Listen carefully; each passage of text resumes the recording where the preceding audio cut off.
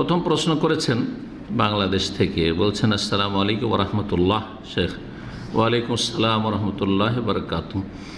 আপনার একটা লেকচারে শুনেছিলাম রসুল সাল্লাল্লাহু আলাইহি ওয়াসাল্লাম তাহাজ্জুদে ঘুম থেকে উঠে সূরা আলে ইমরানের শেষ 10 আয়াত তেলাওয়াত করতেন। আলহামদুলিল্লাহ, আমি মুখস্থ করে ফেলেছি, আলহামদুলিল্লাহ। এখন ঘুম থেকে উঠেও এই আয়াতগুলো পড়া যাবে নাকি শুধু তাহাজ্জুদে? প্রশ্ন হচ্ছে যে তাহাজ্জুদে এই আয়াতগুলি পড়ব, 10টি আয়াত সূরা আলে ইমরান, ইন্না ফি খালকিস সামাওয়াতি ওয়াল আরদি ওয়াখতিলাফিল লাইলি ওয়ান নাহারি লাআয়াতিল লিউলিল আলবাব, এখান থেকে শুরু করে ইয়া আইয়ুহাল্লাযীনা আমানু ইসবিরু ওয়া সাবিরু ওয়া রাবিতু ওয়াত্তাকুল্লাহা লাআল্লাকুম তুফলিহুন পর্যন্ত। এই আয়াতগুলি ঘুম থেকে উঠেই পড়তে হবে নাকি তাহাজ্জুদে? প্রশ্ন যিনি করেছেন মনে হচ্ছে যে তাহাজ্জুদে পড়ার বিষয়টিকেই যেন মনে করছেন যে সুন্নাহর কাছাকাছি বা সহিহ সুন্নাহ, কিন্তু আসলে এমনটা নয়। হাদিস এই ক্ষেত্রে সহিহ বুখারীতে 2টি রয়েছে। হাদিসগুলি শোনা ইবনে আব্বাস রাদিয়াল্লাহু তাআলা আনহুমা থেকে বর্ণিত, তিনি বলছেন ইস্তাইকাযা রাসূলুল্লাহ সাল্লাল্লাহু আলাইহি ওয়াসাল্লাম জাগলেন ঘুম থেকে, ফাজাল ইয়ামসাহুন নাওমা আন ওয়াজহি, তারপরে চেহারা থেকে ঘুমকে মুছে ফেলছিলেন। তা নবী সাল্লাল্লাহু আলাইহি ওয়াসাল্লাম চেহারা থেকে কি করতেন? ঘুমকে মুছে ফেলতেন, এই কথা এসছে। আমরা চোখ কচলাই না ঘুম থেকে উঠে? না, আপনারা কচলান না? ঘুমের যে চাপ থাকে বা ঘুম তো কত তাড়াতাড়ি ঘুমটাকে দূর করা যায় না, তো তখন কি করে? এইরকম করে, কেউ আর একটু বেশি করে, এইরকম করে না? এইটা করছে রাসূলুল্লাহ সাল্লাল্লাহু আলাইহি ওয়াসাল্লাম। তাহলে এটা করা সুন্নাত। কিসের জন্য? যে তাড়াতাড়ি ঘুমটা পালিয়ে যাবে, কেটে যাবে। জি, তো রাসূলুল্লাহ সাল্লাল্লাহু আলাইহি ওয়াসাল্লাম চেহারা থেকে বেয়াদেহি মোবারক হাত দ্বারা ঘুমকে মুছে ফেলছিলেন। সুম্মা কারাল আসল আয়াত আল খাওয়াতে মিন সূরাত আলে ইমরান, সূরা আলে ইমরানের শেষ থেকে 10টি আয়াত পাঠ করলেন।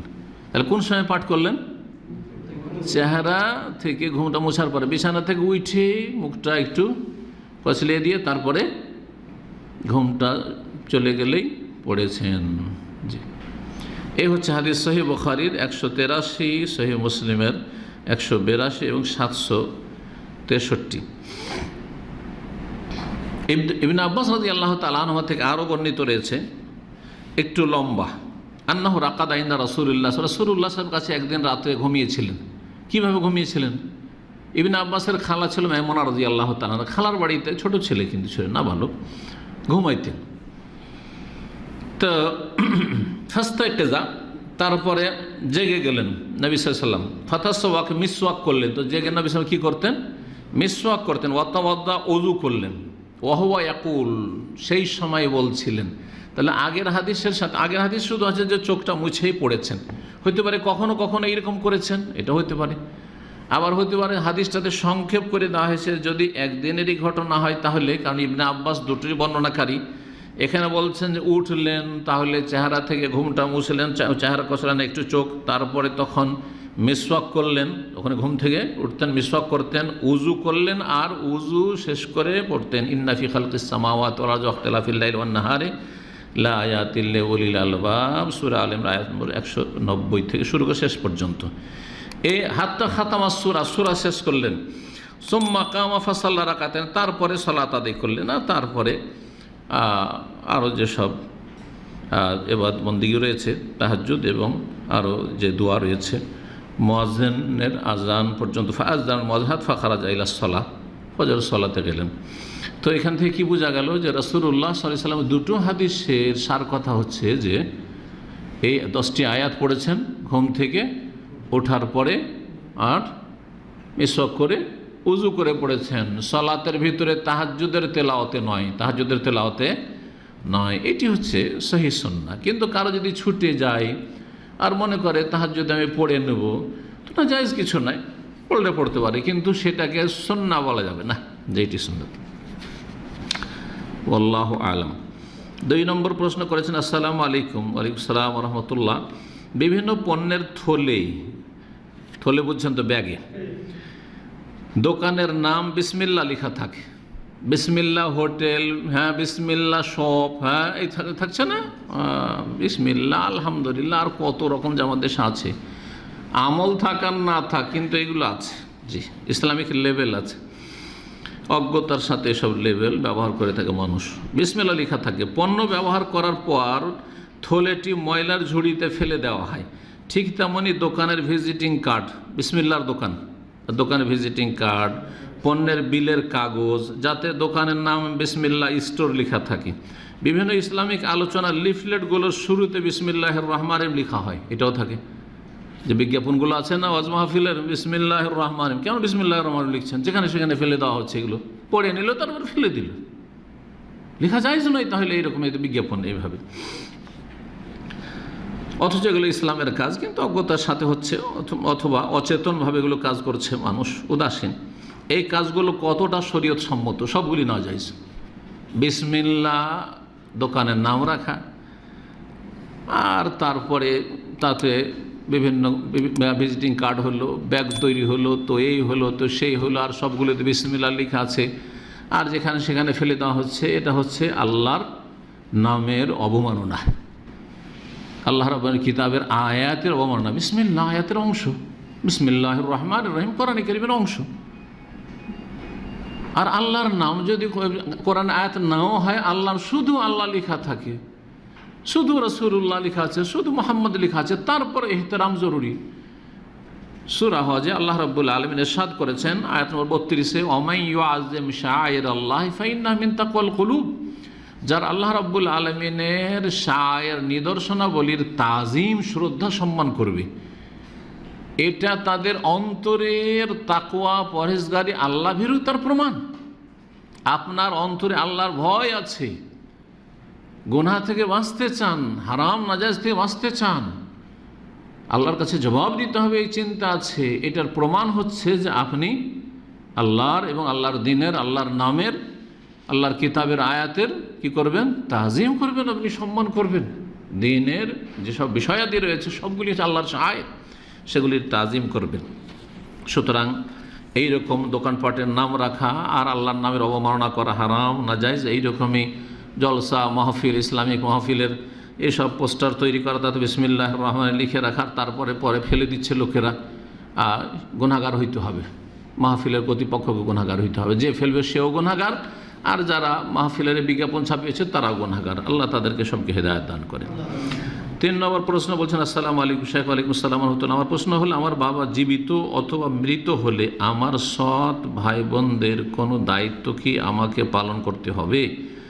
যদি না করি তাহলে কি গুনাহ হবে? কি বলেন? সৎ ভাই বোনদের দায়িত্ব আছে না নেই? যদি সাবালক হয়ে যায়, কাজের যোগ্য হয়ে গেছে, তাহলে দায়িত্ব নেই। আর বোনেরা সাবালিকা হইলেও যতক্ষণ বিয়ে শাদী না দিয়েছে ততক্ষণ দায়িত্ব আছে, ততক্ষণ দায়িত্ব আছে। আপন ভাই বোন হোক অথবা সৎ ভাই বোন হোক, বৈমাতৃয় হোক, বৈপিতৃয় হোক। কি বোঝা গেছে? 3 রকম ভাই: আপন ভাই, বাপ মা দুটোতে শরীক, বৈমাতৃয় ভাই বোন, সৎ ভাই বোন, অথবা বৈপিতৃয় বাপ দুটো।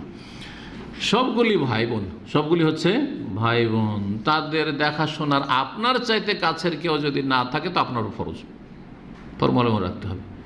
আপনার আব্বার উপর ফরজ, কিন্তু আপনার আব্বা অভাবী, তাহলে আপনার উপর ফরজ তখন আসবে। কিন্তু আপনার আব্বাই যদি সচ্ছল আর তিনি চালিয়ে নেন, তাহলে তখন আপনার ফরজ নয়। সৎ ভাই বোনদের দেখাশোনা করা হচ্ছে ফরজ। দলিল কোরআন কারীমের যে একটি আয়াত আলোচনায় বললাম, সূরা বাকারা আয়াত নম্বর 233, ওতে আরেকটা অংশ আছে।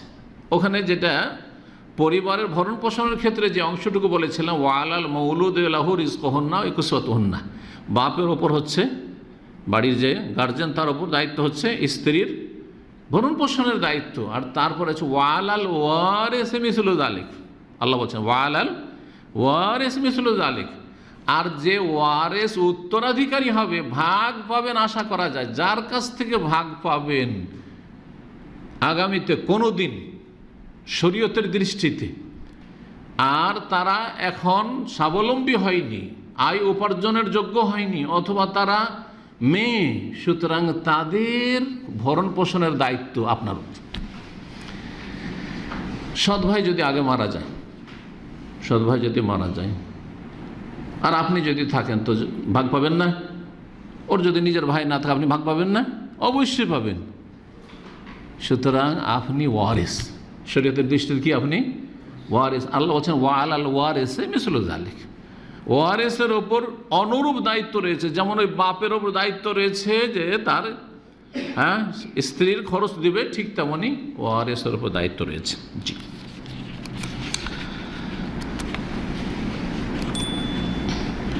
4 নম্বর প্রশ্ন করেছে, আসসালামু আলাইকুম ওয়া রাহমাতুল্লাহি ওয়া বারাকাতুহু। ওয়ালাইকুম আসসালাম ওয়া রাহমাতুল্লাহি ওয়া বারাকাতুহু। আমি মালয়েশিয়া থেকে থাকি। এখানে জোহরের আজান হয় 1:18 আমার কাজ শুরু হয় 1টায়। আমি কি 1টার আগে সালাত পড়তে পারবো, যেমন 12:40 পড়তে পারবো কি? দয়া করে জানার উপকৃত হতাম শেখ। প্রশ্নকারী কি বলেছেন যে সেখানে আজান হয় 1:18। আজান কখন হয় না হয় এটা দেখার বিষয় নাই। সালাতের ওয়াক্ত শুরু হওয়ার জন্য আজানের সাথে কোনো সম্পর্ক নেই।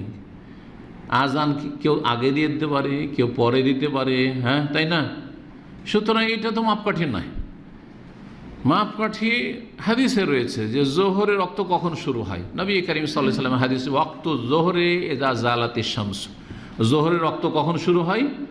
যখন মাথার ওপর থেকে সূর্য ঢলে যায়, গড়ে যায়, একটু ঝুঁকে গেছে, মাথার ওপর থেকে পশ্চিম দিকে একটু সূর্য ঝুঁকে গেছে। কেমন করে বুঝবেন? এটা দাঁড় করে দেন, বুঝতে পারবেন। পশ্চিমের দিকে না, যদি এর ছায়াটা একটু বাঁকা হয়ে যায়, সোজা এদিকে থাকছেন, একটু বাঁকা হয়ে, সামান্য বাঁকা হয়েছে, তার মানে কি হয়েছে? সূর্য মাথার ওপর থেকে ঢলে গেছে, তাহলে জোহরের রক্ত হয়ে গেছে। আর সাধারণত সেটা 12টা, 12:30, মালয়েশিয়ার কথা বলতে পারবো না, কিন্তু দাম্মামে তো অনেক সময় 11:24-25 হয়, যেমন শীতকালে হইল। এখন ধীরে ধীরে একটু চলে যাচ্ছে ওইদিকে, তাই না? খুব বেশি, খুব গরমের দিনে এখানে, তারপরেও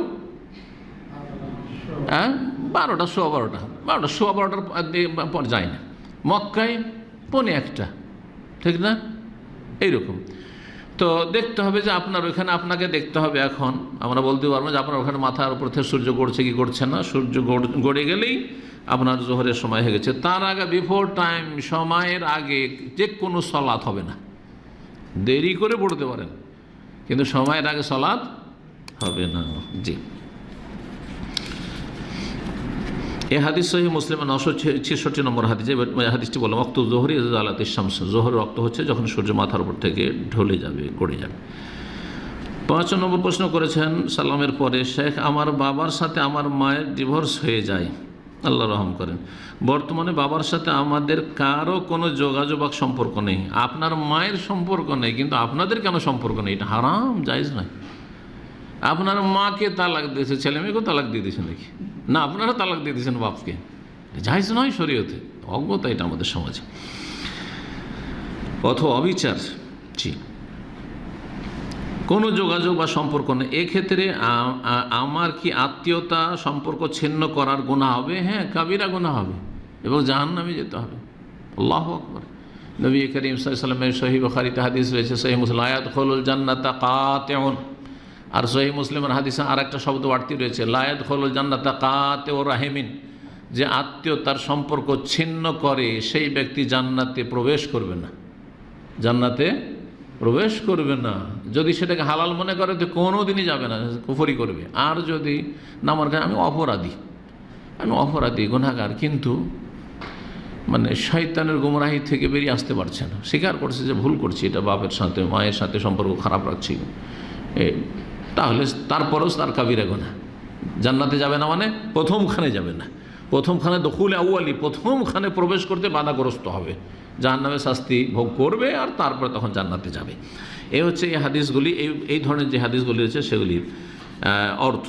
সুতরাং আল্লাহকে ভয় করুন এবং বাবার সাথে সম্পর্ক বহাল করুন এবং যোগাযোগ করুন। যোগাযোগ করতে হবে, মাঝে মাঝে দেখা সাক্ষাৎ করতে হবে, আর্থিক সহযোগিতার প্রয়োজনে সহযোগিতা করতে হবে এবং খোঁজ খবর নিতে হবে, দেখা সাক্ষাৎ করতে হবে। আরও যেসব হক রয়েছে, বাপের মায়ের যেসব হক রয়েছে, মায়েরও হক আদায় করবেন, বাপেরও হক আদায় করবেন। হ্যাঁ, শুধু মায়ের হক আদায় করবেন, বাপের করবেন না, এটা চলবে না।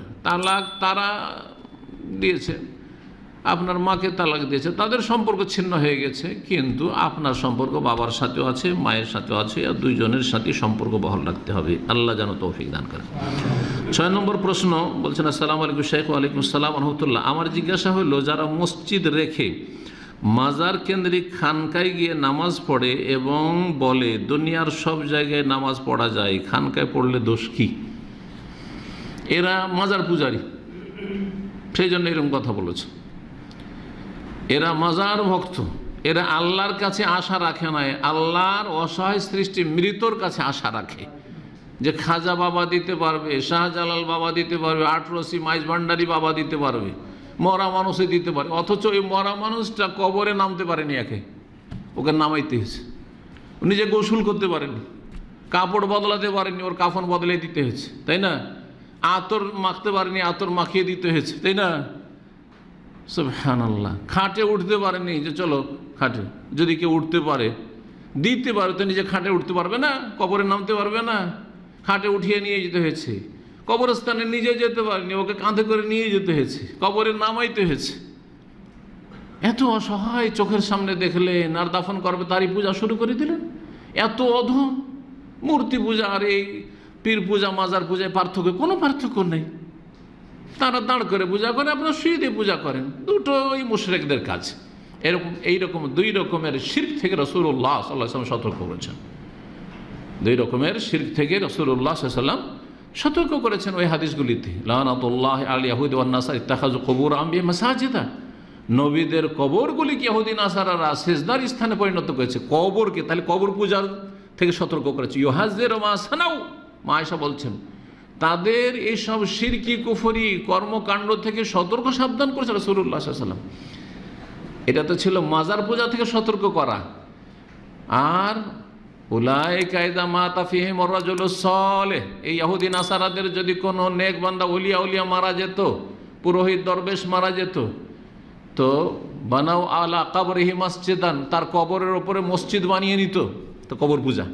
ওয়াসাওয়ারু ফীহি তিলকা সুওয়ার, আর তাদের ছবি মূর্তি তৈরি করে নিত, এটা হচ্ছে মূর্তি পূজা। 2 পূজার কথা রাসূলুল্লাহ 1400 বছর আগে বলেছেন। তাইলে 2 রকম পূজার মাধ্যমে মানব জাতি মুশরিক হবে, শিরকে লিপ্ত হবে আর ঈমান ভঙ্গ করবে। দুটো থেকে সতর্ক করেছেন রাসূলুল্লাহ সাল্লাল্লাহু আলাইহি ওয়াসাল্লাম। যারা মাজারের পাশে গিয়ে ইবাদত করে, কবরের পাশে গিয়ে ইবাদত করা পছন্দ করে, তাদের আকীদায় বড় শিরক ঢুকে আছে। যেমন মসজিদ নববীতে আসে আর মনে করে যে রওজা শরীফে গিয়ে নামাজ পড়লে বেশি সওয়াব পাবো, সেখান থেকে হটলাইন আল্লাহর সাথে। কেন? কারণ নবী সাল্লাল্লাহু আলাইহি ওয়াসাল্লামের কবরের পাশে গিয়ে নামাজ পড়লাম, নবী সাল্লাল্লাহু আলাইহি ওয়াসাল্লামের কবরের পাশে গিয়ে দোয়া করা নসিব হলো। এইখান থেকে একেবারে হটলাইন আছে। রাজা বাদশাদের আর রাষ্ট্রপতি প্রধানমন্ত্রীর কি থাকে? হটলাইন থাকে, কোনো বিজিটিজি পাবে না তারা। ওই রকম হটলাইন আল্লাহর সাথে এখান থেকে পাবো। তাহলে শিরকি আকীদা নিয়ে মরলো, বড় শিরকি কুফরি আকীদা নিয়ে মরলো, জান্নাত পাবে না কোনোদিন। জি, সতর্ক সাবধান। আল্লাহর জমিনে সব জায়গায় মসজিদ, এটা যখন মসজিদ কোথাও না থাকবে তখন।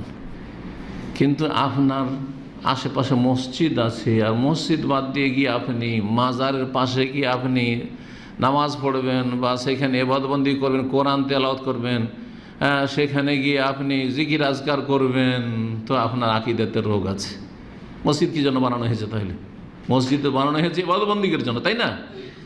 তো মসজিদ যেখানে নাই সেখানে তখন এই হাদিস, আল্লাহ আরযু কুল্লুহা মসজিদ। মাঠে ঘাটে আছেন, কর্মক্ষেত্রে আছেন, মরুভূমিতে আছেন, কোনো মসজিদ নেই, যেখানে সালাত রাখতে হলে সেখানে নামাজ পড়লেন, সেখানে সালাত আদায় করে নেন। কিন্তু যেখানে মসজিদ আছে সেখানে মসজিদে গিয়ে সালাত আদায় করতে হবে। আর মসজিদ বাদ দিয়ে আপনি যদি মাজুর হন তো বাসাতে, আপনি বাড়িতে সালাত আদায় করবেন। আর মাজারে গিয়ে আর খানকাতে গিয়ে সেখানে গিয়ে সালাত আদায় করবেন, এগুলো বেদাতি মুশরিকদের কাজ। আল্লাহ যেন তাদের আকীদাকে ঠিক করার তৌফিক দান করেন এবং এই সব শিরকি আকীদার সব মোল্লা এবং তাদের অনুসারী, তাদের অনিষ্ট থেকে উম্মতে মুসলিমার হেফাজত করেন।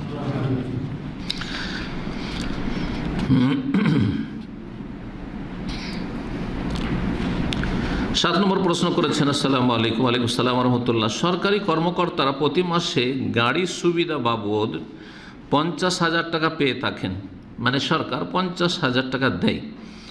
জ্বালানি অন্যান্য বাবদ উক্ত পরিমাণ টাকা খরচ না হলেও এটা রাখলে হারাম হবে কি? উল্লেখ্য বেতনের সব টাকা খরচ না হলেও কিন্তু আমরা অবশিষ্ট অংশ সরকারকে ফেরত দিই না। বেতনের টাকা খেয়ে দিয়ে যেটা বাঁচছে সেটা তার ফিরিয়ে দিই না।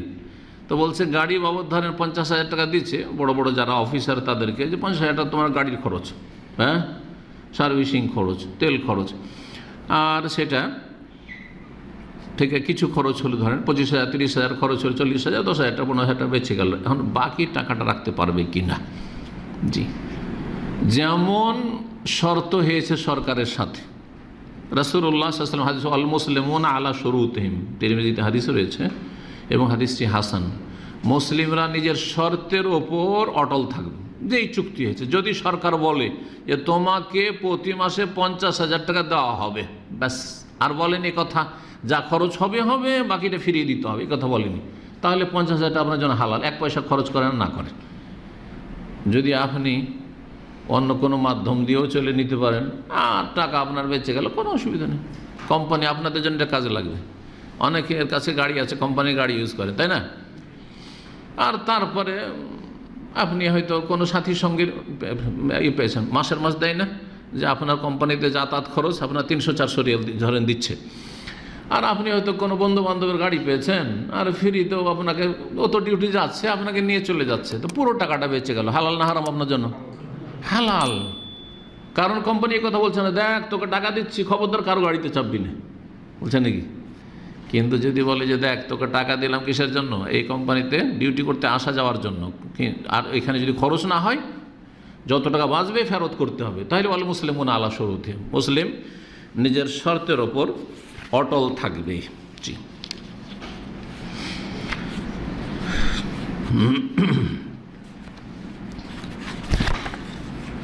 8 নম্বর প্রশ্ন বলছেন, আসসালামু আলাইকুম শেখ। ওয়ালাইকুম সালাম ওয়া রাহমাতুল্লাহ। আমি একটি বিশ্ববিদ্যালয়ে পড়ছি। আমাদের শিক্ষকরা ক্লাসে ইসলাম বিদ্বেষী কথাবার্তা বলে, ছাত্রদের মধ্যে ইসলাম নিয়ে সন্দেহ তামাশা করে। আল্লাহ হেদায়েত করে এদেরকে এবং এদের অনিষ্ট থেকে আল্লাহ রাব্বুল মুসলিম ছেলে মেয়েদের হেফাজত করে।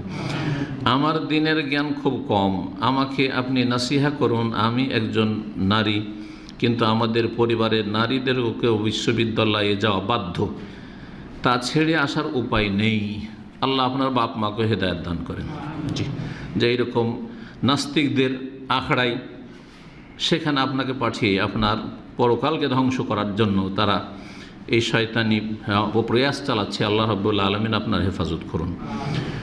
তো এই যে প্রশ্ন করলেন, এই প্রশ্নের উত্তরে বলবো যে কোনো জায়গায় যদি পাপ হয়, যে কোনো পাপ, সেখানে অবস্থান করা, সেখানে বসা, তাদের সাথে চলাফেরা করা, তাদের সাথে উঠা বসা করা হারাম, যে কোনো পাপের ক্ষেত্রে। আর সেই পাপটা যদি শিরকের পাপ হয়, কুফরির পাপ হয়, নাস্তিকতার পাপ হয়, ইসলাম নিয়ে হাসি উপহাস ঠাট্টা মজাক করার পাপ হয়, যেটা কুফর, বড় কুফর, তাহলে তাদের সাথে উঠা বসা করা হারাম। উঠা বসা করা, তাদের সাথে চলাফেরা করা, তাদের মজলিসে বসাই যখন হারাম, তাহলে তাদের কাছ থেকে শিক্ষা নেওয়া কী করে হালাল হইতে পারে? তাদের কাছ থেকে শিক্ষা নেওয়া কী করে হালাল হইতে পারে? হারাম। এবং এই রকম জায়গায় এরকম অসৎ লোকদের কাছ থেকে দুনিয়ার শিক্ষা নেওয়া জায়েজ নাই। আরে দিনের শিক্ষাও যদি বেদাতি মাদ্রাসায় কেউ নেই, বলে হারাম। আপনি বেদাতি ফ্যাক্টরিতে আপনি কি শিখতে যাবেন? কোরআন হাদিস শিখাবে? না কোরআন হাদিসের ভুল ব্যাখ্যা করে জাহান্নামে নিয়ে যাবে?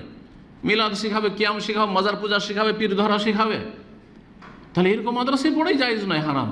তাহলে আপনি নাস্তিকদের কাছে গিয়ে শিষ্যত্ব গ্রহণ করবেন আর সেখানে গিয়ে লেখাপড়া করবেন, ছেলে হোক অথবা মেয়ে হোক, এটি হারাম।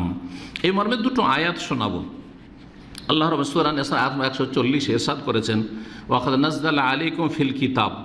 আল্লাহ কোরআনে কারীমে এই বিধান নাযিল করেছেন, আন ইযা সামিতুম আয়াতিল্লাহি ইউকফারু বিহা ইস্তাহজাউ বিহা। যখন আল্লাহর আয়াত তোমরা শুনছো, তখন দেখবে যে আল্লাহর আয়াতের সাথে কিছু লোকেরা কুফরি করছে এবং উপহাস করছে, ঠাট্টা মজাক করছে আল্লাহর বিধিবিধান নিয়ে আর ইসলাম নিয়ে, দাঁড়িয়ে নিয়ে, আর তারপরে মৌলবাদী তো এই তো সেই, হ্যাঁ এখন ওই নামাজ, এখন ওই সব, আরে কি এসব, এই ধরনের কথা বলা হচ্ছে, উপহাস করা হচ্ছে। ফালা তাকুদু মাহুম, এখন শোনেন, যেখানে আল্লাহর দিনকে নিয়ে উপহাস করা, আল্লাহর কিতাবকে, আল্লাহর দিনের বিধিবিধানকে নিয়ে উপহাস করা হয়, আল্লাহ বলছে তাদের সাথে বসিও না। ফালা তাকুদু মাহুম, স্পষ্ট, তাদের সাথে বসে, হাত্তা ইয়াখুযু ফি হাদিসিন গায়রিহি, যতক্ষণ পর্যন্ত কোনো ভালো কথাই তারা না বসবে। হ্যাঁ, ভালো কথা বললে বসো, না হলে কেটে পড়ো সেখান থেকে। ইন্নাকুম ইযাম মিসলুহুম, যদি এই পাপী নাস্তিকদের সাথে বসো, এই মুশরিক বেদাতীদের সাথে বসো, এই পাপীদের সাথে বসো, মদখোরের আসরে বসো, জুয়া খেলছে তাদের সাথে বসো, খুনি চোর ডাকাতের সাথে বসো, বেনামাজিরা বসে আছে রাস্তায়, আর আপনি নামাজ না পড়ে জামাত হচ্ছে, আর আপনি তাদের দলে গিয়ে বসে গেলেন যে আমাদের দেশে একটু গল্প করি, আল্লাহ লানত হচ্ছে সেখানে। এইরকম যে কোনো পাপীদের কাছে আল্লাহ বলছেন ইন্নাকুম ইযাম মিসলুহুম, তুমি যদি তাদের সাথে বসো, এই নাস্তিকদের সাথে, বেদিনদের সাথে, কাফেরের সাথে, আর এসব পাপীদের সাথে, উপহাসকারীদের সাথে, ইসলাম নিয়ে যারা উপহাস ঠাট্টা মজাক করছে, হাসি তামাশা করছে, তুমিও তাদের মতো হয়ে যাবে, তাদের দলভুক্ত হয়ে যাবে। কত বড় শাসন! তুমিও তাদের মতো পাপী হয়ে যাবে, কাফের হয়ে যাবে। ইন্নাল্লাহ জামিউল মুনাফিকিন ওয়াল কাফিরিনা ফি জাহান্নাম জামিয়া, নিশ্চয় আল্লাহ কাফের এবং মুনাফিক কপটদেরকে সবগুলিকে জাহান্নামে একত্রিত করবেন, সবকে জাহান্নামে আল্লাহ ঢোকাবেন। আর মুনাফিক হচ্ছে এই আস্তিনের সাপ, এখানে যদি সাপ ঢুকে থাকে তো বাঁচা মুশকিল, দংশন করবে। তো মুনাফিক ঘরের দুশ্মন মুসলিমদের, এদের থেকে বাঁচা মুশকিল, এদের অনিষ্ট থেকে। মুসলিম হয়ে, মুসলিম সেজে যদি কলেজ ইউনিভার্সিটিতে, শিক্ষা প্রতিষ্ঠানে তারা নাস্তিকর শিক্ষা দেয়, নাস্তিকতার প্রচার প্রসার করে, ইসলাম নিয়ে ঠাট্টা উপহাস করে, এরা হচ্ছে আস্তিনের সাপ। এরা ইসলামের ঘরের দুশ্মন। বাইরের দুশ্মন সজাগ, তাই না? বাইরে জানা আছে যে বাইরের দুশ্মন, এরা বিজাতি, কিন্তু এগুলোকে স্বজাতি মনে করছেন, কিন্তু আসলে স্বজাতি না, এগুলো বিজাতির এজেন্ট, এবং এরা ইসলাম মুসলিমদেরকে ধ্বংস করে দিতে চায়, এবং ইসলামের ক্ষতি হলে, মুসলিমদের ক্ষতি হলে তারা আনন্দিত হয়। এগুলি হচ্ছে মুনাফিকদের চরিত্র। আল্লাহ তাদের অনিষ্ট থেকে হেফাজত করেন। সূরা আনামের আয়াত নম্বর 68 আল্লাহ বলছেন ওয়াইযা রাআইতাল্লাযিনা ইয়াখুযুনা ফি আয়াতিনা, তুমি যদি এমন লোকদেরকে দেখতে পাও যারা আমার আয়াত নিয়ে কি করছে, খেলতামাশা করছে, উপহাস করছে, শিক্ষক নাস্তিকতার চর্চা করছে, ইসলাম নিয়ে হাসি মজাক করছে, ফাআরিজ আনহুম, তাদেরকে এড়িয়ে চলো, তাদের থেকে মুখ ফিরিয়ে নাও, বাড়ি চলে এসো। হাত্তা ইয়াখুযু ফি হাদিসিন গায়রিহি, যতক্ষণ পর্যন্ত অন্য ভালো কোনো আলোচনা না করবে। ওয়া ইম্মা ইউনসিয়ান্নাকা শায়তান, শয়তান যদি তোমাকে ভুলিয়ে দেয়, কখনো ভুলে গেছো, গাফিলতিতে চলে গেছো, আর তাদের সাথে বসে গেছো, ফালা তাকুদ বাদা যিকরা মাল কওমিজ জালিমিন, আল্লাহর উপদেশ আসার পরে জালেম জাতির সাথে বসিও না। এখানে আল্লাহ কি বলছেন? জালেম জাতির সাথে বসিও না। আগের আয়াত রয়েছে ফালা তাকুদ মাহুম, তাদের সাথে বসিও না। দুটো আয়াতের একই রকমের মর্ম, সামান্য পার্থক্যের সাথে খুব গুরুত্বপূর্ণ কথা আল্লাহ রাব্বুল আলামিন এখানে বলেছেন। সুতরাং সতর্ক সাবধান, আল্লাহ রাব্বুল আলামিন যেন আমাদের সকলকে হেদায়েত দান করেন। বাপ মায়ের ক্ষেত্রে বলবো, সহিহ বুখারী, সহিহ মুসলিমের হাদিস 6612 নম্বর হাদিস, সহিহ বুখারী, সহিহ মুসলিমের 3424 বলছেন রাসূল লা তাআতা ফি মাসিয়াতিল্লাহ, আল্লাহর নাফরমানি, গুনাহের কাজে কারো কথা মানামানি নেই। গুনার কাজে বাপ মায়ের কথা মানামানি নাই, যে নাস্তিকের কাছে পড়তে পাঠাবে, যা নাস্তিকের কাছ থেকে ক্লাস নেয়, সায়েন্সের ক্লাস নেয়, নাস্তিকের কাছে যা বাংলা সাহিত্য পড়ায়। লা তাআতা ফি মাসিয়াতিল্লাহ, আল্লাহর নাফরমানি করে, গুনাহ করে কাউকে মানা যাবে না, না শাসককে, না বাপকে, না মাকে, না আপনার বসকে, না আপনার কফিলকে, না মালিককে। ইন্নামা তাআতু ফিল মারুফ, মানতে হবে, আনুগত্য করতে হবে কিসের ক্ষেত্রে? বৈধ কাজ, মারুফ, ভালো কাজে, বৈধ কাজে। জি। 9 নম্বর প্রশ্ন বলছেন, আমার প্রশ্ন হলো, সালামের পরে বলছেন ওয়ালাইকুম আসসালাম, আমার হোটেলের সুইমিং পুলে কাস্টমাররা বাচ্চাদের খেলার বেলুন ইচ্ছা করে ফেলে যায়, আমি যদি এই সকল খেলনা জিনিস দোকানে বিক্রি এবং ওই টাকা ভোগ করি, সেটা কি জায়েজ হবে না হারাম হবে? জানার উপকৃত হইতাম, জাযাকাল্লাহু খাইরান। হ্যাঁ, জায়েজ, কেন ফেলে দিয়ে চলে গেছে, এগুলো লাওয়ারিস। যেমন ডাস্টবিনে ফেলে চলে যাচ্ছে আর তারপর উঠিয়ে নিয়ে যাচ্ছে না, আপনার এই যে পেপসি বা 7-আপের ডাব্বাগুলো, হ্যাঁ, এগুলো অ্যালুমিনিয়াম না স্টিল? এগুলো অ্যালুমিনিয়াম না? অ্যালুমিনিয়াম, খুব দামি, মাশাআল্লাহ, এগুলো নিয়ে যাচ্ছে, ভালো ইনকাম করে এরা। আবার তাদের কিছু ফোরম্যান সুপারভাইজার ঘুষখোর, দিবি তোদেরকে এই এলাকা রাখবো, না হয় দিব ট্রান্সফার করে, এরা জালেম। জি, যারা মেহনত করছে, কষ্ট করছে, তাদের হক এটা। জি। 10 নম্বর প্রশ্ন। আসসালামু আলাইকুম শাইখ। ওয়ালাইকুম আসসালাম রহমতুল্লাহ। আমি বিয়ে করতে চাই, কিন্তু আমার পরিবার থেকে 2 বছর পরের কথা বলে। আল্লাহু আকবার। আমি ছোট একটা চাকরি করি গার্মেন্টসে চাকরি করেন। ছেলে নামে প্রশ্ন থেকে বোঝা যাচ্ছে না, কিন্তু এখন আমার কি করা উচিত? আর গার্মেন্টে চাকরি করা যাবে কি না? চাকরি করা যাবে কি যাবে না? যদি মেয়েরা শুধু মেয়েদের মাঝে চাকরি করে, ওখানে পুরুষদের আনাগোনা নেই আর পুরুষদের সাথে অবাধ মেলামেশা নেই, তাহলে মেয়েদের জন্য গার্মেন্টসে চাকরি করা যায়। কিন্তু 10 জন ছেলে আর 10 জন 20 জন মেয়ে, হ্যাঁ, বা 2 4 5 জন 4 জন বা 2 3 জনই হয়তো ছেলে আর বাকি সব মেয়ে আর একসাথে কাজ করছে, যেটা গার্মেন্টসের অবস্থা, তাহলে জায়েজ না। তাহলে মেয়েদের জন্য গার্মেন্টসের চাকরি একসাথে নারী পুরুষ একাকার হয়ে করা জায়েজ নয়। যখন এই কাজ হারাম, তো রুজিও হারাম। জি, আল্লাহ হেদায়েত দান করেন। এইরকম পুরুষদের জন্য আপনি পাশাপাশি এখানে একটা মেশিন, একটা মেয়ে কাজ করছে আর আপনি ওখানে বসে কাজ করছেন, বলছে আমার কাজ হালাল। না, হালাল না, এরকম কাজ করা জায়েজ নয়। ইখতিলাত জায়েজ নয়, শিক্ষাঙ্গনও জায়েজ নয়, আর কর্মক্ষেত্রেও জায়েজ নয়। আল্লাহ রাব্বুল আলামিন মুসলিম জাতিকে হেদায়েত দান করেন, এসব পাপ থেকে বেঁচে থাকার তৌফিক দান করেন। এখন বিয়ের বিষয়টি বলছেন, ছেলে না মেয়ে? যদি মেয়ে হয় তাহলে বাপের ফরজ হচ্ছে মেয়ে বিয়ে বয়স হয়েছে তাড়াতাড়ি করে বিয়ে দিয়ে দেওয়া। নবী করিম সাল্লাল্লাহু আলাইহি ওয়াসাল্লামের তিরমিজি ইবনে মাজাহ হাদিস রয়েছে, ইজা খাতাবা ইলাইকুম মান তারদাউনা দীনাহু খুলুকাহু, তোমাদের কাছে যদি কেউ পেগাম পেশ করে এমন কোনো ব্যক্তি যার দিন এবং চরিত্র পছন্দনীয়, মান তারদাউনা দীনাহু, ও হলো একটা ছেলে দিনদার, চরিত্র ভালো, দিনদার, আল্লাহকে ভয় করবে, চরিত্র ভালো, অবিচার করবে না, জুলুম করবে না, যদি একজনের খাবার থাকে ভাগ করে খাবে, ভালো চরিত্র, আল্লাহকে ভয়ও করে, দিন আছে আর আখলাক আছে, ফাজাওয়াজু, তাহলে সেই মেয়ের বিয়ে দিয়ে দাও, বোনের বিয়ে দিয়ে দাও।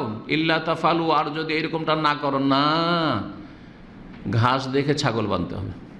আমাদের দেশের লোকেরা বলে, গ্রামের লোকেদের কাছ থেকে এটা ছোটো থেকে শোনে, কি ঘাস দিয়ে কী করতে হবে? বকরি বাঁধতে হবে। মানে গরিবকে মেয়ে দেওয়া যায়? কি খাওয়াবে? যদি বেনামাজি হয়, আরে বেনামাজি কেন মেয়ে দিচ্ছেন? দোয়া করছি আল্লাহ হেদায়েত করে দিবে, দোয়া করছি আল্লাহ হেদায়েত করে দিবে বেনামাজিকে, আর মেয়ে দিয়ে দিচ্ছেন, বোন দিয়ে দিচ্ছেন। আর গরিবের ক্ষেত্রে কেন এইটা দৃষ্টিভঙ্গি নেই যে গরিবকে মেয়ে দিয়ে দিচ্ছি, দোয়া করছি আল্লাহ তাকে সচ্ছল করে দিবে, তার অভাব দূর করে দিবে, তাকে আল্লাহ ধনী করে দিবে? এই দোয়া করতে পারেন না? নিয়তে খারাপই আছে।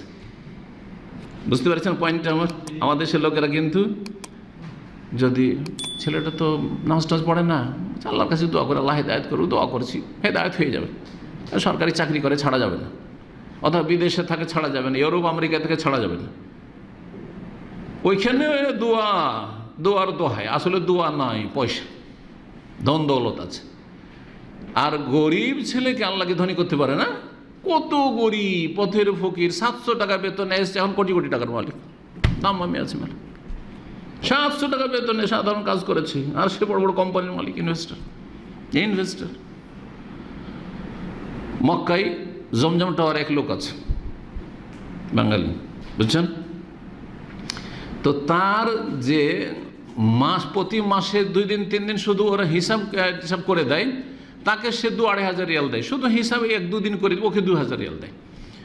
আর ওই ব্যক্তি যে বাঙালি ওখানে আছে, আল্লাহ কাউকে দিয়ে পরীক্ষা করে, না দিয়ে পরীক্ষা করেন, সেই ব্যক্তি নিজের নামটা ঠিক করে লিখতে জানে না, মানে লেখাপড়াই জানে না, না আরবি জানে না, বাংলা জানে না, উর্দু জানে, কিছু জানে না, নিরক্ষর, একবার মূর্খ।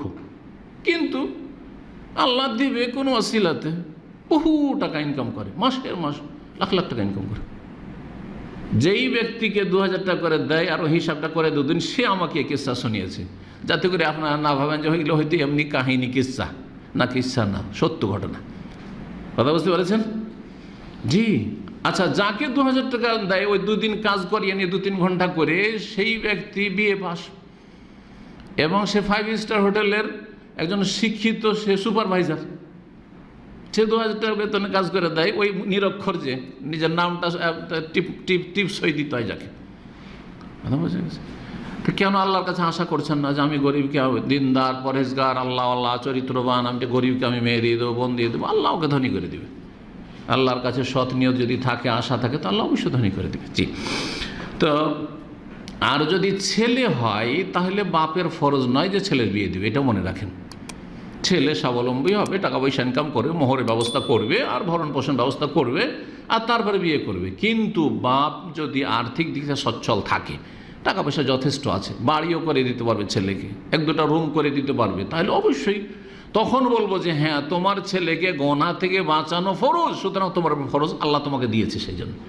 কিন্তু সাধারণ মানুষ কোন রকমের সংসারটা চালাচ্ছে, তার উপর ফরজ নয় যে ছেলের বিয়ে দিতে হবে। আমাদের দেশের লোকেরা বলছে না, ছেলে বড় হয়ে আছে, বিয়ে দেওয়া ফরজ না। ছেলের বিয়ে দেওয়া ফরজ না, মেয়ের বিয়ে দেওয়া ফরজ। ভালো করে মশলা জেনে নিতে হবে, আল্লাহ যেন বোঝার তৌফিক দান করেন। ছেলের বিশেষ অবস্থায় ফরজ হইতে পারে, অথবা সুন্নত মুস্তাহাব সবসময়, নেকির কাজ সবসময়। যে কোনো একটা যুবক ছেলে বিয়ে করতে পারে না, তাকেই যদি বিয়ে দিয়ে দেন, টাকা পয়সা দিয়ে বাড়িটাড়ি করে দেন, তো সবের কাজ। তা আপনি নিজের ছেলেকে করবেন, ভাইকে করবেন, তো এটা আরও ভালো কাজ, আরও বেশি দ্বিগুণ নেকি পাবেন, আত্মীয়তার সুসম্পর্কে নেকি পাবেন, আজরুল সেলাতে ও আজরুল কারাবাতে ও আজরুল সাদাকার নেকি পাবেন।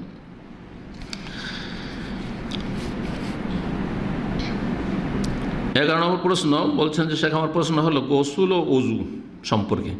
গোসলখানা টয়লেট একসাথে, গোসল করার সময় উলঙ্গ হয়ে আগে পা ধোয়া ছাড়া উজুর নাই, উজু করে গোসল করে, মানে পা ধুইলেন না, বাকি উজুটা করলেন, গোসল করে পা ধুয়ে নিলে কি উজু হয়ে যাবে? হ্যাঁ, সুন্নতি উজু তো বা সুন্নতি গোসল তো এইরকমই যে আপনি পুরো উজুর অঙ্গগুলি কী করলেন, ধুইলেন, মাসা করলেন, পাটা বাকি রাখলেন, আর তারপরে গোসল করে নিলেন। গোসল টোসল করার পর শেষখানে পা ধুয়ে উঠে গেলেন, একটা তরিকা এটা। আর একটা তরিকা হচ্ছে যে হাদিসে এসেছে যে পুরো উজুটা পা ধোয়া পর্যন্ত করে নিলেন, আর তারপরে গোসল করলেন, তারপরে গোসল করলেন। উলঙ্গ হয়ে গোসল করা জায়েজ, উলঙ্গ হয়ে গোসল করা জায়েজ। যেমন উলঙ্গ হয়ে গোসল করা জায়েজ, উত্তম হচ্ছে কাপড় রেখে শরীরে, কিন্তু জায়েজ। বুখারীতে হাদিস রয়েছে, দুটো হাদিস রয়েছে, কিন্তু সবার সামনে নাকি? কারো সামনে? একজনের সামনে না, স্বামী স্ত্রীর সামনে হইতে পারে, কিন্তু অন্য কোনো মানুষের সামনে, নির্জনে, বাথরুমের ভিতরে। উলঙ্গ হয়ে যেমন গোসল করা জায়েজ, তেমনি উলঙ্গ হয়ে উজু করাও জায়েজ। এটা আমাদের দেশের লোকেরা বুঝে না। আমাদের দেশের লোকেরা মনে করে যে হাঁটুর উপরে যদি কাপড় উঠে যায় উজুর পরে বা উজু করা অবস্থায়, তাহলে উজু গেল। প্রথম যখন সৌদি আরবে এসেছিলাম, তখন অনেক বাঙালিরা বলতো যে হুজুর, শেখ তো বলতে জানে না, কেন শেখ কারা বলবে? আমরা বুঝতে পারি যে এ আমাদের আলোচনা শোনে না, এই দুটো কথাই বুঝতে পারি। যদি শেখ বলে তো বুঝতে পারি যে না, নিশ্চয়ই আমাদের আলোচনা শোনে অথবা আমাদেরকে ভালোবাসে। আর যদি দেখে হুজুর, তাহলে দুই ভাগ আছে। হুজুর যদি বলে, বেশিরভাগ যারা আমাদের আলোচনা শোনেন না, ও পছন্দও করে না, হয়তো। কথা বুঝতে পারছেন? আর কিছু আছে যারা ওই আগের দেশের গিয়ারই আছে, হয়তো শোনে, তারপরে হুজুর অল্প অল্প শোনে, এত বেশি ইয়া না, কাছাকাছি না ইসলামিক সেন্টার, যার ফলে কি বলে হুজুর। তো সহি আকিদার কিছু ভাইয়েরা হুজুরটা বলে, যেটা শুনলে খারাপ লাগে। আর কিছু বাঙালি আছে এমন মূর্খ, এখানে এসে তার ও গিয়ার টিয়ার রং টং সব চেঞ্জ করে নেব, গিরগিটের মতো। দেশে বলেছে হুজুর, নয় মৌলানা সাহেব, আর এখানে বলছে মুতওয়া কেমন আছেন, কি বলে? আরে শুদ্ধ করে বলারও ঢং হয় না। আরে মোতাওয়া যদি বলে তাও একটা হয়, কি বলে মতুয়া কেমন আছেন। আমি বলে, কোথায় শিখলে তুমি এটা? বলছি, কোথায় শিখলে? দেশে কি বলতে তুমি? দেখছে হুজুর বলতাম। তুই এখানে এসে তুমি এরকম গিরগিটের মতো রং বদলাইলে কেন? কথা বোঝা গেছে তো? কথা হচ্ছে যে না, মোতাওয়া শব্দটি যারা বলে তারা খুব পছন্দ করে, যেমন আমাদের সে মোল্লা ঘৃণা করে বলে, হ্যাঁ, নেগলেক্ট করে, ঠিক তেমনই মোতাওয়া শব্দটি, যার ফলে এই ভাষাটি বর্জনীয়, আর বাঙালির জন্য আরও বর্জনীয়। আরব বললে চলে, তাও চলে হয়তো, যদি তার অন্তরে এই খারাপই না থাকে যে আমি ছোট মনে করে বলছি। কিন্তু একজন বাঙালি, আরে তুমি নিজের গিয়ারেই থাকো, হুজুরেই থাকো পুরানা গিয়ারে, আর না হইলে নতুন ভালো গিয়ারে আসো, ঠিক আছে? সেটা হচ্ছে শেখ বলতে শিখেন। জি, আল্লাহ যেন বোঝার তৌফিক দান করে। তো কি বলছিলাম, আমার দেশের মানুষরা মনে করে হ্যাঁ, যে কথা বলছিলাম, মদিনার যুগ থেকে, সেই 89 এসছে, আজকে থেকে কতদিন আগে, প্রায় 32-33 বছর আগে। তখন বলতে দেখেন আরবরা, এদের নামাজ কেমন করে হবে? কেন নামাজ হবে না? বলছে দেখেন না, উজু করছে আর জুব্বাটাকে উল্টো করে এরকম করে কষে নিয়েছে, তো হাঁটু খুলে গেল, হ্যাঁ, হাঁটুর ওপরে কাপড় আর উজু করছে, তো উজুই হবে না তো নামাজ কি করে হবে? নিজে যে জাহেল, এটা আর বুঝেন না। তো উজুর জন্য শরীরে কাপড় থাকা লাগে না, যেমন গোসলের জন্য শরীরে কাপড় থাকা লাগে না। শরীরে কাপড় কিসের জন্য লাগে? কিসের জন্য? নামাজ পড়ার জন্য লাগে। সালাতের শর্ত হচ্ছে সাতরুল আওরা, শরীর ঢাকা। উজুর শর্ত নেই। আচ্ছা, উজু ভঙ্গের কারণ যেগুলো হানাফি ফেকাতো আছে, তাতে কি আছে যে হাঁটুর উপর কাপড় হলে উজু নষ্ট হয়ে যাবে? আছে? কোনো কিতাব নেই। তাহলে হানফি মজাবে নয়, শাফিতে নেই, মালিকে নেই, হাম্বলিতে নেই, কিচ্ছুতে নেই। তাহলে এগুলো জালিয়াতি না? জাহেলদের জালিয়াতি, মূর্খদের জালিয়াতি। সুতরাং এইসব জেহালত নিয়ে তো ইসলাম পালন করলে হবে না, এলেম শিখতে হবে, তারপর আমল করতে হবে। আবার বলছি, গোসলের জন্য উজুর জন্য কাপড় শর্ত নেই। একবারে একটু কাপড় রাখেন না শরীরে, আর উজু করেন, গোসল করেন, কিন্তু নির্জনের লোকজনের সামনে নয়। জি, তো এই হয়ে গেল। জি, এই উজু দিয়ে কি সালাত পড়া যাবে? হ্যাঁ, তবে আপনি গোসল করার সময় লজ্জাস্থানে সরাসরি হাত দেবেন না, সরাসরি হাত দেবেন না। জি, স্পর্শ করবেন না। এই মর্মে সহি মত হচ্ছে মান মাসসা যাকারাহু ফালিয়াতাওয়াদ্দা, কেউ যদি লজ্জাস্থানে হাত দিয়ে দেয় সরাসরি, তাহলে সে যেন উজু করে নেয়, উজু ভঙ্গ হয়ে যাবে। যদিও বিষয়টিতে ইখতিলাফ রয়েছে এবং দুই পক্ষে দলিল রয়েছে, মজবুত রয়েছে। 12 নম্বর প্রশ্ন বলছেন, আমাদের দেশে বাথরুমের টয়লেট একসাথে হওয়ায়, আমাদের দেশে না, এখানেও উজু করার সময় বাথরুমে বিসমিল্লাহ পড়লে পাপ হবে কি, কিংবা উজু বিশুদ্ধ হবে কি? জাযাকুমুল্লাহ খাইরান। বাথরুমের ভিতরে বিসমিল্লাহ পড়বেন না। যেখানে দেখবেন যে বাথরুমের ভিতরেই আপনার উজুর জায়গা আছে, তাহলে সেখানে বাথরুমের ভিতরে একবার যদি থাকে, কিন্তু আমাদের এখানে যেমন আছে বাথরুম থেকে বেরিয়ে উজু, তাহলে কোনো অসুবিধা নেই, বিসমিল্লাহ বলেন ওইখানে, বাথরুমের সামনে অসুবিধা নেই। কিন্তু বাথরুমের ভিতরেই যদি থাকে যে একসাথে আপনাকে যেখানে বাথরুম সেখানে উজু করতে হচ্ছে, তাহলে বিসমিল্লাহ বলে প্রবেশ করবেন। বিসমিল্লাহ বলে বাইরে থেকে বিসমিল্লাহ বলে নেবেন, তারপরে ঢুকবেন। ঢোকার পরে আপনি বাথরুম সারেন, যা সারেন, তারপরে আপনি উজু করেন, তারপরে উজু করেন ইনশাআল্লাহ। আর তারপরে বিসমিল্লাহ বলা সুন্নাত। বিসমিল্লাহ বলা কি উজুতে সুন্নাত, ওয়াজিব নয়। সুন্নাত ওয়াজিব নয়। জি, 13 নম্বর প্রশ্ন বলছেন, আসসালামু আলাইকুম শাইখ। ওয়ালাইকুম আসসালাম ওয়া রাহমাতুল্লাহ। ব্যবসা সম্পর্কিত মাসআলা, নিম্নের উল্লেখিত ব্যক্তিদের সাথে ব্যবসা জায়েজ কিনা, মানে শিয়ারে ব্যবসা বা কেনা বেচা। ব্যবসা বাণিজ্য করা মানে কি, হয় শিয়ারে ব্যবসা, ওর সাথে শরিকানা, আর না হলে কারোর সাথে আপনার কাস্টমার কিনছেন, অথবা আপনি তার কাস্টমার, তার এইরকম কিনছেন বা বিক্রি করছেন। তো ব্যবসা করা এইসব লোকদের সাথে জায়েজ কি না? তারা কে? বেনামাজির সাথে, পীরের মুরিদের সাথে, পীর পূজারীর সাথে, নিয়মিত ধূমপানকারীর সাথে, ঘুষখোরের সাথে। আপনাদের কি মত? কেউ ঘুষ খাচ্ছে, তাতে আপনার কি ব্যবসায় লেনদেন করতে অসুবিধা আছে? হ্যাঁ, বেনামাজি, ও বেনামাজি, তার সাথে কেনা বেচা করতে অসুবিধা আছে? এইরকম করে বাজারে যদি বলেন যে বেনামাজির কাছে আমি চিকেন কিনবো না, চিকেন জবাই করে নেবেন না তার কাছে, কিন্তু এমনি বিক্রি করছে। বেনামাজের কাছে মাছ কিনবো না, বেনামাজের কাছে চাউল কিনবো না, তাহলে তো বাজারে খোঁজ করতে হবে। এই চাউলওয়ালা তুই নামাজ পড়ো, এই সবজিওয়ালা তুই নামাজ পড়ো, আছে নাকি শরীয়তে? নবী করিম সাল্লাল্লাহু আলাইহি সাল্লাম কাফেরদের সাথে কেনা বেচা করেছেন না করেননি? নবী সাল্লাল্লাহু আলাইহি সাল্লাম শেষ জীবনে মদিনার ইয়াহুদির কাছে, সেই ইয়াহুদির কাছে কি করেছিলেন?